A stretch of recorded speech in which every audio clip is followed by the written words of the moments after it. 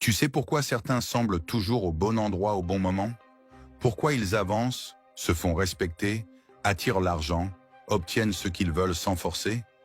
Ce n'est pas de la chance, ce n'est pas le destin. C'est parce qu'ils ont compris une règle psychologique que personne ne t'a jamais expliquée. Une règle que les stratèges, les leaders et les bâtisseurs d'empires utilisent depuis des siècles pour façonner leur réalité. Machiavel l'avait vu, les grands de l'histoire l'ont appliquée, et aujourd'hui, tu vas la découvrir. Dans cette vidéo, tu vas comprendre le vrai mécanisme qui façonne ta réalité. Pourquoi certains attirent naturellement le respect et la richesse, tandis que d'autres se font piétiner. Pourquoi les mêmes schémas se répètent chez certains, tandis que d'autres semblent protégés par une force invisible. Tu vas apprendre comment les élites transforment chaque obstacle en levier de pouvoir, comment elles deviennent intouchables et comment elles créent une réalité où tout semble s'aligner pour elles. Ce que tu vas découvrir ici va détruire tes illusions. Ça va te montrer que la réalité n'est pas quelque chose qui t'arrive, mais quelque chose que tu aimais. À la fin de cette vidéo, tu ne verras plus jamais le monde de la même façon. Tu comprendras comment passer de celui qui subit à celui qui dicte les règles du jeu. Cette règle s'appelle la loi du miroir. Et voici ce que tu dois comprendre dès maintenant. Ce que tu vois dans ta vie n'est pas la vie. C'est toi qui te regardes sans le savoir. La réalité est un miroir. Et il est temps que tu apprennes à contrôler ce qu'il reflète. La plupart des gens voient la réalité comme quelque chose d'extérieur à eux. Un juge qui les évalue, un ennemi qui les attaque, un hasard qui distribue chance et malchance. Mais c'est faux. La réalité n'est ni un juge, ni un ennemi, ni un hasard. La réalité est un miroir psychologique, un système qui retourne exactement ce que tu aimais. Tes croyances profondes, tes réactions inconscientes, ton niveau d'estime, ton énergie interne, tes limites acceptées. Voici ce que les élites ont compris depuis longtemps.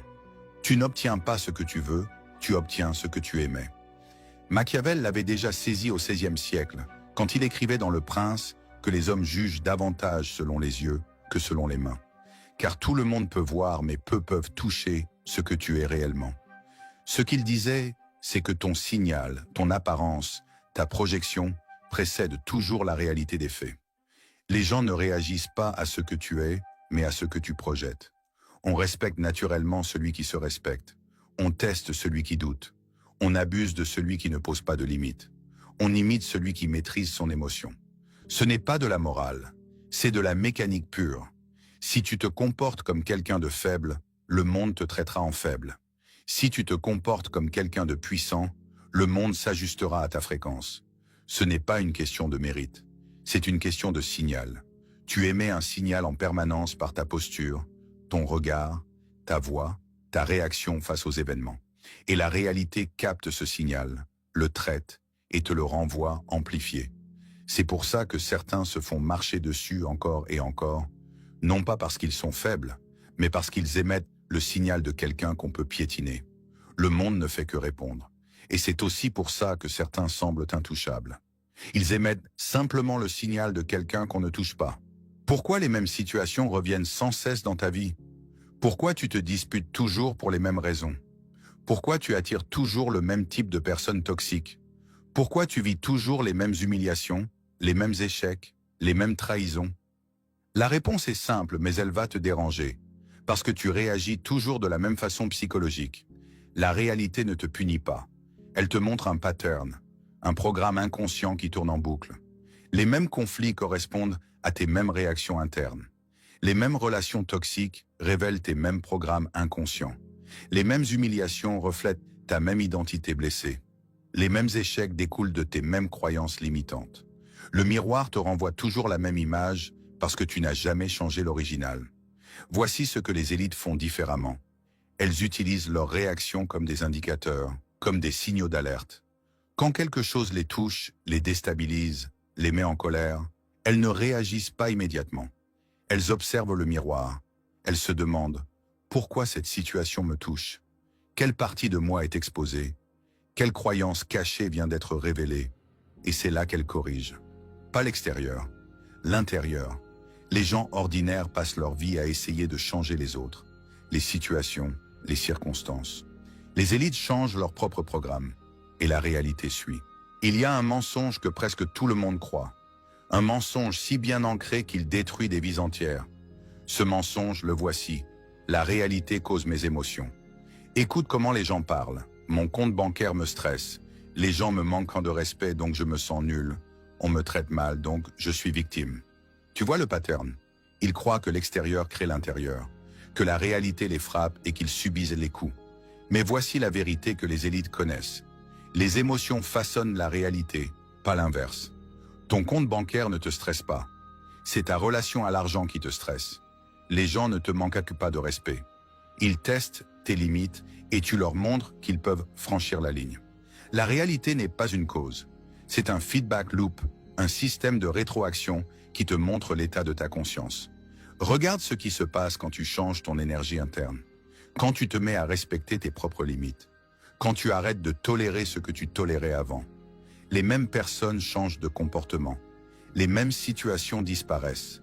Les mêmes problèmes ne reviennent plus. Ce n'est pas de la magie. C'est du signal. Tu as changé l'émetteur. Le miroir a changé le reflet. Voici la phrase que tu dois graver dans ton esprit. Le monde ne t'attaque pas, il te montre ce que tu tolères. Machiavel insistait sur le fait qu'un dirigeant doit savoir ne jamais montrer de faiblesse. Pourquoi? Parce que la faiblesse invite l'attaque. Ce n'est pas moral, c'est mécanique. Les hommes offensent plus volontiers celui qui se fait aimer que celui qui se fait craindre, écrivait-il. Traduction. Les gens testent ceux qui émettent un signal de tolérance illimité. Ils respectent ceux qui posent des limites claires. Parlons maintenant d'un piège dans lequel 99% des gens tombent. Un piège qui les empêche de voir les résultats de leur transformation. Ce piège s'appelle la loi du retard. Voici ce qui se passe. Tu changes ta mentalité. Tu décides de devenir une nouvelle version de toi-même. Tu poses de nouvelles limites. Tu adoptes une nouvelle énergie et tu attends que la réalité suive. Mais rien ne change. Pas immédiatement. Les mêmes personnes te testent encore. Les mêmes situations reviennent. L'ancienne réalité persiste. Et c'est là que la plupart abandonnent. Ils se disent, ça ne marche pas, c'est du bullshit. Mais voici ce qu'ils ne comprennent pas. La réalité a un temps de latence. C'est comme un écho. Quand tu cries dans une vallée, ton ancien cri continue de résonner quelques secondes.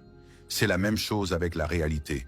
Ton ancien signal continue de vibrer dans le monde quelques jours, quelques semaines, avant de disparaître complètement. Pendant cette période, tu dois rester loyal à ton nouveau toi, même si l'extérieur n'a pas encore changé, même si les gens te traitent encore comme l'ancien toi, même si les situations testent encore ta transformation. C'est là que les élites se distinguent. Elles ne réagissent pas aux échos du passé. Elles continuent d'émettre le nouveau signal, sans faillir, jusqu'à ce que le miroir s'ajuste. Voici la règle d'or. Tu dois être ton futur toi avant que la réalité ne te suive. Pas après, avant. Passons maintenant aux outils. Des outils simples, psychologiquement puissants, que tu peux utiliser dès aujourd'hui pour transformer un problème en information stratégique. Premier outil, le réflexe du stratège. À chaque fois que quelque chose te touche, te met en colère, te déstabilise, pose-toi cette question. Qu'est-ce que ma réaction dit de moi? Ne cherche pas à justifier ta réaction. Ne cherche pas à blâmer l'autre. Observe-toi comme si tu étais un scientifique étudiant un sujet. Cette question transforme chaque problème en révélateur. Elle t'indique tes zones faibles, tes croyances cachées, tes limites non définies. Deuxième outil, la question de l'élément miroir. Face à n'importe quelle situation difficile, demande-toi « Qu'est-ce que cette situation tente de m'apprendre ?» Cette question change tout. Tu passes de victime à stratège. Tu ne subis plus. Tu apprends. Quelqu'un te manque de respect? Le miroir te montre que tu ne t'es pas fait respecter. Une opportunité t'échappe? Le miroir te montre que tu n'y croyais pas vraiment. Tu te fais trahir? Le miroir te montre que tu as ignoré les signaux. Chaque situation contient un enseignement. Les élites le savent. C'est pour ça qu'elles évoluent constamment. Troisième outil, le moi du futur. Dans n'importe quelle situation, demande-toi, comment réagirait la version puissante de moi-même? Ne réagis pas comme ton toi actuel. Réagis comme ton toi futur. Celui qui a déjà résolu ce problème. Celui qui a déjà atteint ce niveau. Cette question force ton cerveau à simuler une nouvelle identité. Et en simulant cette identité, tu commences à l'incarner. Ces trois outils te font passer de victime à stratège, de réaction à analyse, de faiblesse à pouvoir. Prenons un exemple historique pour comprendre cette loi en action. Louis XII de France et Ferdinand II d'Aragon se trouvaient tous deux face à la même réalité géopolitique, l'Italie fragmentée du début du XVIe siècle. Louis XII voyait l'Italie comme une opportunité de conquête facile. Il y envoya ses armées, remporta des victoires initiales, mais finit par tout perdre. Pourquoi? Parce qu'il émettait le signal d'un conquérant étranger. Il ne comprenait pas les dynamiques locales, méprisait les petits princes italiens, violait ses propres alliances. Le miroir lui renvoya exactement ce qu'il émettait: méfiance, trahison, hostilité. À l'inverse, Ferdinand II utilisait la même réalité différemment. Il observait, s'adaptait, créait des alliances stratégiques, respectait les équilibres de pouvoir locaux. Il émettait le signal d'un allié calculateur plutôt que d'un envahisseur arrogant. Le miroir lui renvoya stabilité, loyauté conditionnelle, expansion durable. Même réalité. Deux signaux différents, deux résultats opposés. Louis XII passa sa vie à se plaindre des trahisons italiennes. Ferdinand II comprit que les Italiens ne le trahissaient pas. Il reflétait simplement son propre manque de stratégie. La différence entre victime et stratège tient dans cette compréhension. La réalité ne cause pas tes résultats, elle reflète ton signal. Parlons maintenant du stade final, le stade où tu ne te contentes plus de réagir à la réalité, le stade où tu deviens la réalité elle-même. Au début, tu vis dans le monde des autres. Tu adoptes leur rythme, leurs énergies, leurs émotions. Tu t'adaptes, tu te synchronises, tu perds ton signal dans le bruit. Mais à mesure que tu maîtrises la loi du miroir, quelque chose change. Tu deviens ton propre monde. Tu cesses de t'adapter. Tu imposes ta fréquence. Et petit à petit, les autres entrent dans ton orbite. Ils calquent ton rythme, ils adoptent ton calme, ils respectent ta posture, ils s'alignent à ton énergie. Ce n'est pas de la domination, c'est de la résonance. Quand tu émets un signal stable, puissant, cohérent, les gens autour de toi se synchronisent au naturellement. C'est ce qu'on observe chez les vrais leaders. Ils ne crient pas, ils ne forcent pas. Ils sont simplement la fréquence dominante dans la pièce. Regarde comment les gens réagissent en présence de quelqu'un qui maîtrise son énergie. Ils baissent instinctivement la voix. Ils ajustent leur posture. Ils deviennent plus attentifs, plus respectueux, sans même s'en rendre compte. Pourquoi? Parce que cette personne est devenue son propre miroir. Elle ne dépend plus de la validation externe. Elle ne réagit plus aux provocations. Elle ne se laisse plus déstabiliser. Et quand tu deviens ton propre miroir, plus personne ne peut te déstabiliser. Plus rien ne peut te faire dévier.